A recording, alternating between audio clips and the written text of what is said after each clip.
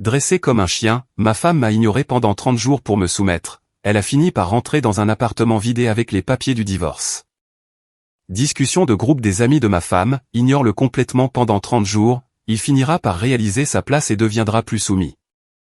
2 semaines plus tard, elle rentrait à la maison dans un appartement complètement vide, avec les papiers du divorce sur le comptoir et un mot, j'ai réalisé ma place, là où tu n'es pas. Ces appels frénétiques ont commencé à 23h13. Je préparais le café mardi matin quand j'ai entendu son téléphone vibrer sur le comptoir de la cuisine. Elle était à l'étage en train de se préparer pour le travail et, normalement, je n'y aurais même pas jeté un coup d'œil, mais l'écran s'est allumé avec une notification de groupe. J'ai aperçu quelque chose qui m'a fait sursauter. Organisation week-end entre filles était le nom du groupe, mais le texte en aperçu ne concernait aucun voyage. C'était le nom de Lilian avec des mots qui m'ont glacé le sang, 30 jours, il finira par réaliser sa place. Je ne suis pas fier de ce que j'ai fait ensuite, mais la curiosité a pris le dessus. J'ai pris son téléphone. Aucun code de verrouillage. Elle m'avait toujours fait une confiance absolue, l'ironie ne m'a pas échappé plus tard. Ce que j'ai découvert dans cette discussion a tout changé. Lilian avait écrit un long message qui ressemblait à un manuel de manipulation, écoutez, les filles. Je suis marié depuis 15 ans, et je vous le dis, ignorez-le complètement pendant 30 jours. Ne répondez à rien de ce qu'il dit, sauf si c'est absolument nécessaire. Pas d'affection, pas de conversation, aucune reconnaissance. Les hommes sont comme des chiens, ils doivent être dressés. Après 30 jours de ce traitement, il finira par réaliser sa place et deviendra plus soumis. Croyez-moi, ça marche à tous les coups. Ma femme avait répondu avec des émojis en forme de cœur, et tu es brillante. On commence ce soir. Totalement d'accord. Les hommes pensent qu'ils peuvent se la couler douce dans le mariage. Il est temps de le réveiller, a ajouté Julie. Mon mari a essayé de discuter avec moi la semaine dernière à propos d'argent. 2 jours de silence complet et il s'excusait en acceptant tout. Je suis resté là, tenant son téléphone, lisant message après message ces femmes traitant leur mariage comme une sorte de guerre psychologique. Et ma femme était sur le point de faire de moi leur nouvelle expérience. La cafetière a fini de couler, mais je l'ai à peine entendu. Mon esprit passait en revue tout ce qui se passait dernièrement, les réponses plus courtes à mes questions, la façon dont elle avait commencé à regarder à travers moi quand je parlais, le manque soudain d'intérêt pour tout ce que j'avais à dire. Je pensais qu'elle était juste stressée par son travail, il s'avère qu'elle suivait un manuel. J'ai entendu ses pas dans l'escalier et j'ai rapidement remis le téléphone exactement là où il était. Elle est entrée dans la cuisine, a attrapé sa tasse de café et s'est servie sans me dire un mot. Pas de bonjour, aucune reconnaissance que j'existais. Le traitement par le silence avait officiellement commencé. Bonjour, ai-je dit, pour tâter le terrain. Elle est passée devant moi comme si j'étais invisible, a pris son café et est remontée à l'étage. J'ai failli rire. Ces femmes n'avaient aucune idée de la personne à qui elles avaient affaire. Elles pensaient pouvoir me dresser comme un animal de compagnie, me rendre plus soumis par la manipulation psychologique. Elles allaient apprendre que certains chiens mordent. J'ai fini mon café et j'ai commencé à planifier. Si elles voulaient jouer, je pouvais jouer aussi. Mais ma version aurait des règles très différentes et une fin bien différente. Les 30 prochains jours allaient être intéressants, mais pas de la manière dont elle s'y attendait. La première semaine de son programme de dressage était presque amusante à observer. Elle avait perfectionné l'art de regarder à travers moi, répondant aux questions directes par un seul mot ou s'en allant carrément. Si je demandais quels étaient les plans pour le dîner, elle haussait les épaules. Si j'évoquais le week-end, elle agissait comme si je n'avais rien dit. Ce qu'elle ignorait, c'est que chaque jour de son silence me donnait un jour de plus pour me préparer. Lundi matin, pendant qu'elle était à son travail de marketing en centre-ville, je me suis rendu au cabinet d'avocats Gibson & Associates. La réceptionniste était efficace, et en 1 heure, j'étais assis en face de Leonard Gibson lui-même, un homme direct dans la cinquantaine qui gérait des divorces depuis 23 ans. « Depuis combien de temps êtes-vous marié ?» a-t-il demandé en prenant des notes. 8 ans. Pas d'enfant, heureusement. Y a-t-il des actifs communs dont je devrais être au courant? La maison est en location, les baux sont à mon nom seulement. Les paiements de la voiture sont séparés. Nous avons un compte courant commun, mais la plupart de mes revenus vont sur mon compte personnel. J'ai sorti le dossier que j'avais préparé. J'ai les relevés bancaires, les fiches de paie, tout est organisé. Gibson a haussé un sourcil. Vous êtes venu préparer. Ma femme suit actuellement les conseils de ses amis pour m'ignorer pendant 30 jours afin de me rendre plus soumis. Je me suis dit que je devrais utiliser ce temps de manière productive. Il a gloussé.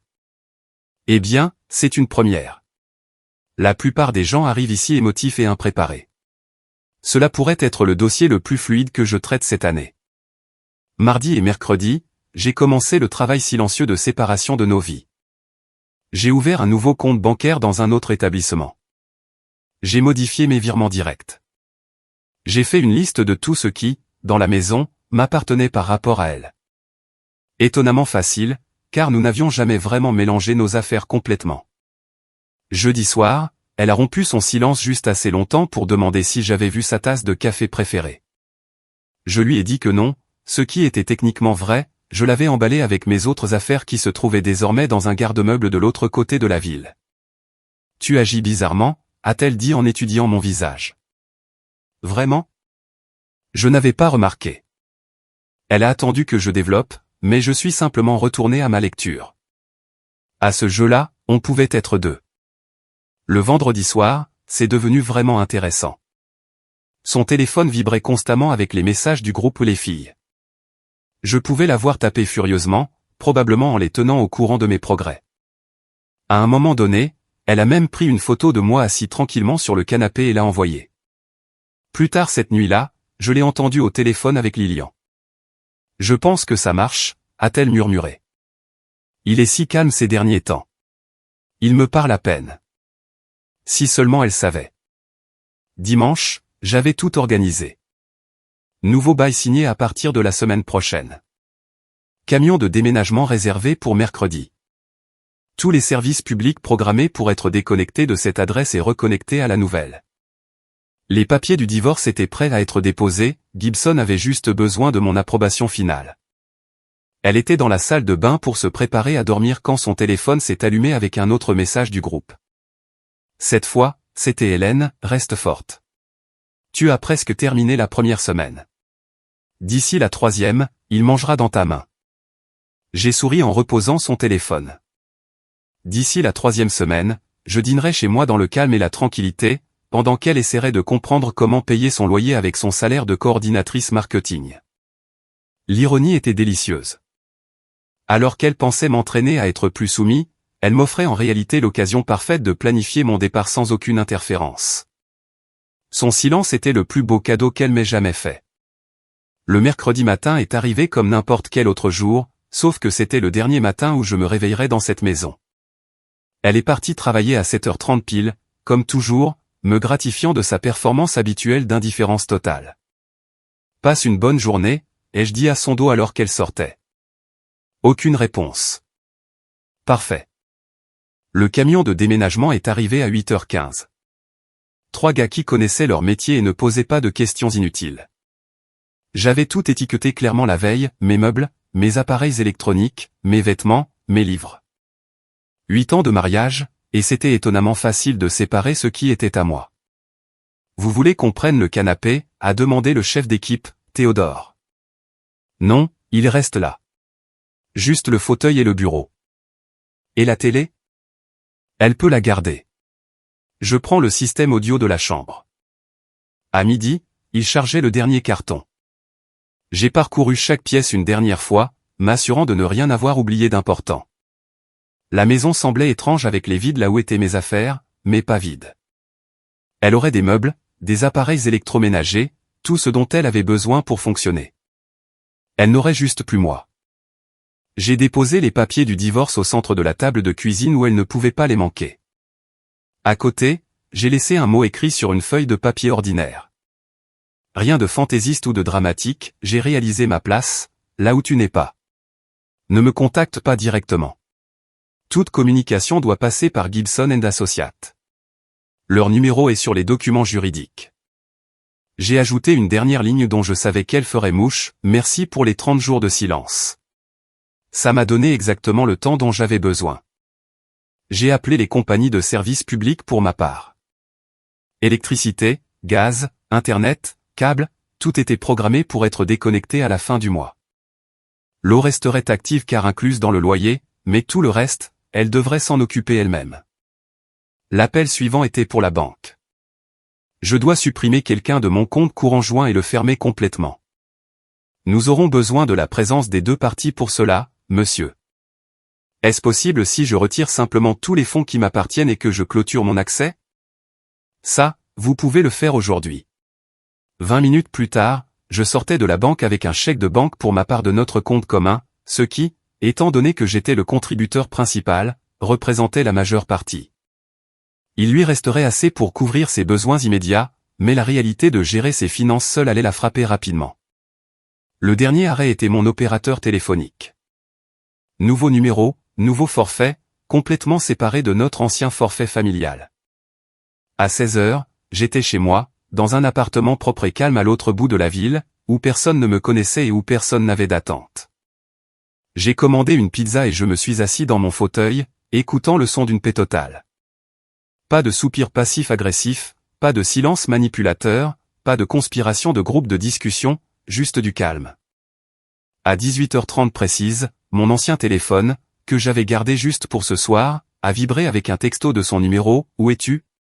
Ta voiture n'est pas là. » J'ai éteint le téléphone sans répondre. Elle allait bientôt rentrer, et c'est là que le plaisir commencerait. Elle est rentrée à 18h30, exactement comme chaque soir de semaine. Je le sais, parce que j'ai laissé mon ancien téléphone allumé juste assez longtemps pour voir la progression des messages qui ont suivi. 18h31, allô, où es-tu?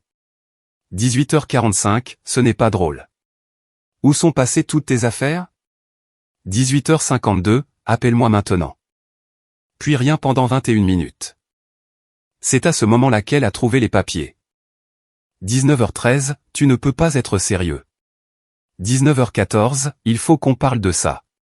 19h16, je t'appelle, mais mon ancien numéro était déjà déconnecté et elle n'avait aucun moyen de joindre le nouveau. Les appels tombaient directement sur une ligne morte. 19h23, c'est de la folie. Pourquoi? Je n'ai même rien fait de mal. 19h31, je vais appeler ton travail. Bonne chance pour ça. J'avais déjà informé mon superviseur d'une situation familiale potentielle et changé mes informations de contact d'urgence. Les textos continuaient d'arriver, devenant de plus en plus frénétiques au fil de la soirée. Mais celui qui raconte vraiment l'histoire est arrivé exactement à 23h13. J'ai pu voir l'horodatage quand j'ai finalement rallumé le téléphone le lendemain matin. 23h13, s'il te plaît, est-ce qu'on peut juste parler? Je ne comprends pas ce qui s'est passé. Ce qui s'est passé est simple. Elle a essayé de me manipuler psychologiquement en suivant les conseils de ses amis thérapeutes amateurs, et elle a découvert que les actions ont des conséquences. Le lendemain, jeudi, elle a dû courir directement vers le groupe de discussion pour chercher du soutien. Je le sais parce que Lilian s'est présentée sur mon lieu de travail vers l'heure du déjeuner. Il faut qu'on parle, a-t-elle dit, en me coinçant sur le parking. Vraiment? Je ne me souviens pas avoir eu une quelconque relation avec toi qui nécessiterait une conversation. Écoute, je sais que tu es énervé pour quelque chose, mais quitter ta femme sans prévenir, c'est extrême. J'ai failli rire. Sans prévenir, Lilian?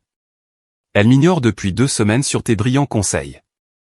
Tu pensais que j'allais juste rester assis là et encaisser indéfiniment? Son visage est devenu livide. Comment étais-tu au courant pour ton petit programme de dressage? C'est incroyable ce que les gens laissent traîner quand ils pensent que tu es trop stupide pour comprendre. Ce n'est pas on était juste. Vous étiez juste en train d'apprendre à ma femme à me traiter comme un chien qui avait besoin d'être dressé. Mission accomplie. Malheureusement pour toi, ce chien en particulier a eu assez de jugeote pour partir avant que le dressage ne devienne pire. Lilian avait l'air sincèrement choquée. Elle a dit, tu agissais de manière distante et ingrate. On essayait de l'aider à attirer ton attention en t'ignorant complètement pendant 30 jours pour te rendre plus soumis. C'était ça ton idée de l'aide? La couleur a complètement quitté son visage.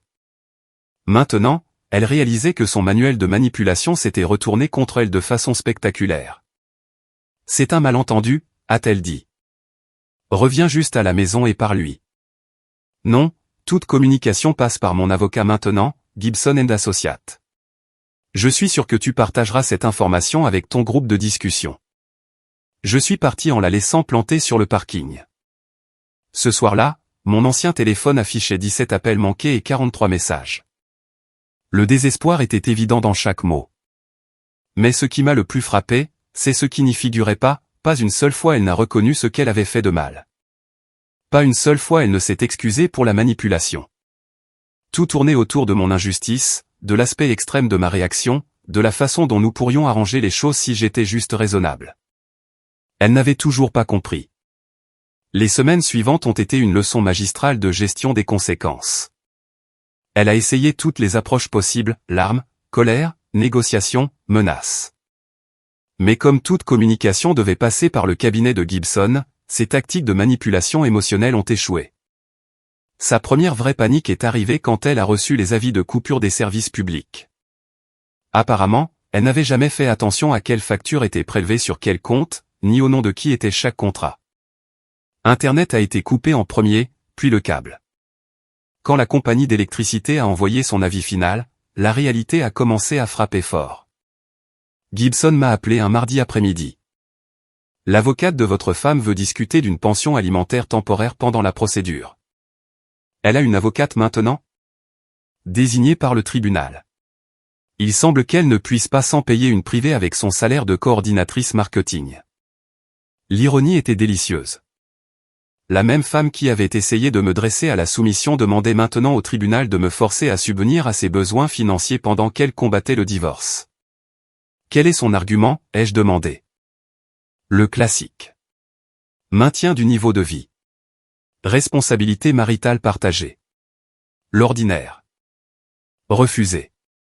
Elle est parfaitement capable de travailler à temps plein et de subvenir à ses besoins. Elle a choisi de jouer à des jeux psychologiques au lieu de communiquer comme une adulte. Ce n'est pas ma responsabilité financière. 2 semaines plus tard, Gibson a rappelé. Elle demande une médiation. Elle dit qu'elle veut régler les choses comme des adultes matures. J'ai failli rire. Maintenant elle veut agir comme une adulte mature? Où était cette maturité quand elle suivait le manuel de manipulation de Lilian? Voulez-vous entendre son offre? Bien sûr. Ça devrait être divertissant. Elle est prête à faire une thérapie, promet d'arrêter d'écouter les conseils de ses amis et veut repartir sur de nouvelles bases avec une meilleure communication. Dites-lui non. Elle a eu 8 ans pour mieux communiquer, elle a choisi la guerre psychologique. Je ne suis pas intéressé par une remise à zéro avec quelqu'un qui pense que le mariage est une lutte de pouvoir. L'appel le plus satisfaisant est arrivé 3 semaines plus tard. Gibson riait en m'annonçant la nouvelle. L'avocate de votre femme vient d'appeler. Il semble qu'elle ait dû emménager chez sa sœur Hélène parce qu'elle ne pouvait plus payer son loyer seule. La même Hélène qui faisait partie de la conspiration des 30 jours de silence? La même. Apparemment, l'ironie n'échappe pas non plus au mari d'Hélène, Donald. Il n'est pas ravi d'héberger quelqu'un qui essayait activement de saboter les mariages. Au 4e mois, le groupe de discussion s'était apparemment dissous entièrement. Lilian évitait toute la situation après que son mari eut découvert ses activités de coaching matrimonial. Julie avait complètement arrêté de répondre aux messages. La sororité brillante s'était effondrée sous le poids de leurs propres conseils toxiques. L'audience finale de divorce a été fixée à un vendredi matin de novembre. Elle a fait une dernière tentative de contact, envoyant une lettre manuscrite via son avocate demandant juste une conversation pour tout expliquer. Je l'ai lu 2 fois. C'était 3 pages de justification sur la façon dont elle avait été stressée, comment le mariage avait perdu son étincelle, comment elle n'avait fait que tenter d'améliorer les choses entre nous. Toujours aucune excuse réelle pour la manipulation, toujours aucune reconnaissance que traiter son conjoint comme une expérience de dressage était fondamentalement mauvais. J'ai répondu par une seule phrase, certains ponts ne peuvent pas être reconstruits une fois qu'on les a brûlés. Le divorce a été prononcé ce vendredi-là à 14h17. 8 ans de mariage dissous en une audience de 10 minutes où nous étions assis aux extrémités opposées de la salle d'audience sans jamais croiser nos regards. En sortant du tribunal, j'ai ressenti quelque chose que je n'avais pas connu depuis des mois, une paix totale. Fini de marcher sur des œufs à cause de l'humeur de quelqu'un. Fini de se demander quel jeu psychologique était joué dans mon dos. Juste la liberté. 6 mois après que le divorce ait été finalisé, je vivais une vie complètement différente. L'appartement était devenu un foyer, calme, organisé, le mien. Pas de drame, pas de jeu psychologique, pas de discussion de groupe complotant contre moi. J'avais obtenu une promotion au travail 3 mois plus tôt, en partie parce que j'étais plus concentré sans le stress constant de devoir naviguer dans des champs de mines émotionnels à la maison. Mon superviseur avait remarqué le changement dans mes performances et m'avait recommandé pour le poste d'analyste principal. Les avantages financiers étaient appréciables, mais la tranquillité d'esprit n'avait pas de prix. Un samedi matin de mars, j'étais au magasin de bricolage pour acheter des fournitures quand je suis tombé sur Donald. Le mari d'Hélène avait l'air fatigué, plus vieux que ses 42 ans. « Et » a-t-il dit, semblant sincèrement heureux de me voir. « Comment vas-tu ? » »« Bien. »« En fait, mieux que bien. »« Et toi ?» Il a regardé autour de lui, puis a baissé la voix. « Honnêtement, le fait que ton ex-femme emménage chez nous a été un signal d'alarme. Hélène a changé depuis tout ce drame. Elle est plus attentionnée sur la façon dont elle me parle. C'est bon à entendre. Elle a enfin admis que toute cette histoire de groupe de discussion était toxique. Elle a dit qu'elle se sentait terriblement coupable de ce qui t'était arrivé, aussi. Il a fait une pause. Elle essaie de faire en sorte que Lilian s'excuse, mais Lilian est pratiquement parti se cacher. C'est de l'histoire ancienne, ai-je dit, et je le pensais vraiment. Ton ex va bien, au fait. Elle a trouvé son propre logement le mois dernier. Elle semble reprendre sa vie en main. J'ai hoché la tête mais n'ai pas demandé de détails. Ce chapitre était clos. Le moment le plus révélateur est arrivé 2 semaines plus tard quand mon téléphone a sonné avec un numéro inconnu. J'ai failli ne pas répondre, mais la curiosité a pris le dessus. Allô ? C'est moi. Sa voix était plus douce que dans mes souvenirs, moins assurée. Je pensais que nous avions convenu que toute communication passerait par les avocats. Le divorce est définitif. Je voulais juste. Je voulais dire quelque chose. J'ai attendu. Je sais que tu ne veux probablement pas entendre ça, mais je comprends enfin ce qui s'est passé, ce que j'ai fait de mal. D'accord. J'ai laissé ces femmes me convaincre que le mariage devait être une question de contrôle et de pouvoir plutôt que de partenariat. Je t'ai traité comme un problème à résoudre au lieu d'une personne à aimer. Sa voix a légèrement tremblé. Je suis désolé. Je sais qu'il est trop tard, mais j'avais besoin que tu saches que je comprends maintenant. Pendant 8 mois, c'est tout ce que j'avais voulu entendre, une reconnaissance authentique de ce qui s'était réellement passé. Maintenant que je l'avais enfin, j'ai réalisé que cela ne changeait rien. J'apprécie que tu dises ça, lui ai-je dit. J'espère sincèrement que tu as appris quelque chose de cette expérience. Y a-t-il une chance qu'on puisse se voir pour un café ? Juste pour parler. Non, mais je te souhaite bonne chance. J'ai raccroché et j'ai éteint mon téléphone pour le reste de la journée. Ce soir-là, j'ai préparé mon dîner, regardé un film que j'avais vraiment envie de voir et je me suis couché quand j'en ai eu envie. Pas de négociation, pas de compromis, pas besoin de marcher sur des œufs. Le lendemain matin, j'ai supprimé son numéro de mes contacts définitivement. Certaines personnes pensent que le divorce est un échec. Peut-être qu'elles ont raison, mais parfois, ce qui ressemble à un échec est en réalité la liberté. Parfois, s'éloigner de quelqu'un qui vous voit comme un projet de dressage plutôt que comme un partenaire est la chose la plus intelligente que vous puissiez faire. J'ai appris que l'amour sans respect n'est pas de l'amour du tout, c'est juste de la manipulation avec un meilleur marketing. Et j'ai appris que la bonne réponse à quelqu'un qui essaie de vous dresser comme un chien n'est pas de devenir plus obéissant, c'est de trouver une porte de sortie. Notre histoire touche à sa fin. Si vous êtes arrivé jusqu'ici, que diriez-vous de vous abonner à notre chaîne ? Cela nous aide énormément. J'ai sélectionné 2 autres vidéos pour vous dont je suis sûr que vous profiterez. N'hésitez pas à cliquer dessus. Je vous attendrai dans la prochaine histoire.